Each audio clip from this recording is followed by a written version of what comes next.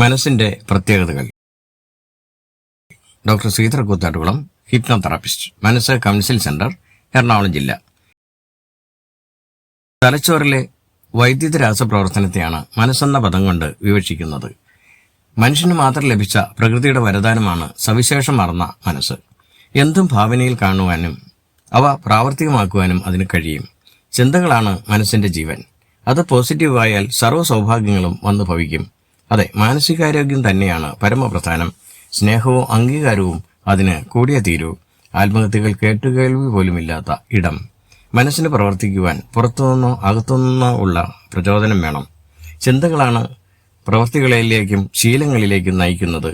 ഒരുവന്റെ തലവരെയായി തീരുന്നതും മറ്റൊന്നല്ല. രഹസ്യം സൂക്ഷിക്കുവാനുള്ള കഴിവാണ് മനസ്സിന്റെ ഏറ്റവും വലിയ പ്രത്യേകത.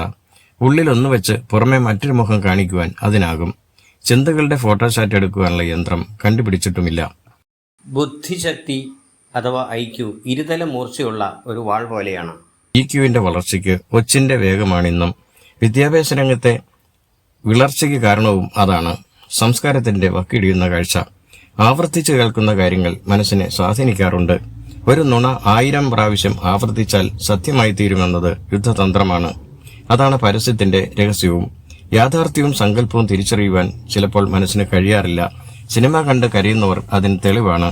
തുല്യ പ്രാധാന്യത്തോടുള്ള 2 കാര്യങ്ങളിൽ ഒരേ സമയം ശ്രദ്ധ കേന്ദ്രീകരിക്കുവാനും മനസ്സിന് കഴിയാറില്ല. അത് ഡിസൈൻ ചെയ്തിരിക്കുന്നത് അങ്ങനെയാണ്. സമൃദ്ധിയെയും പരിമിതിയെയും കുറിച്ച് ചിന്തിപ്പിക്കുന്നതും മനസ്സു തന്നെ. മനസ്സുകൊണ്ട് മനസ്സിനെ പഠിച്ച് വിജയരഥിയിലൂടെയുള്ള പ്രയാണം നിർമ്മിത ബുദ്ധിയിൽ വരെ എത്തി നിൽക്കുന്നു. മനസ്സിന്റെ മഹാശേഷി മുഴുവനും പ്രയോജനപ്പെടുത്തിയാൽ മറ്റൊരു ജീവഗ്രഹം തന്നെ സൃഷ്ടിക്കുവാനും കഴിഞ്ഞേക്കാം. നമസ്കാരം.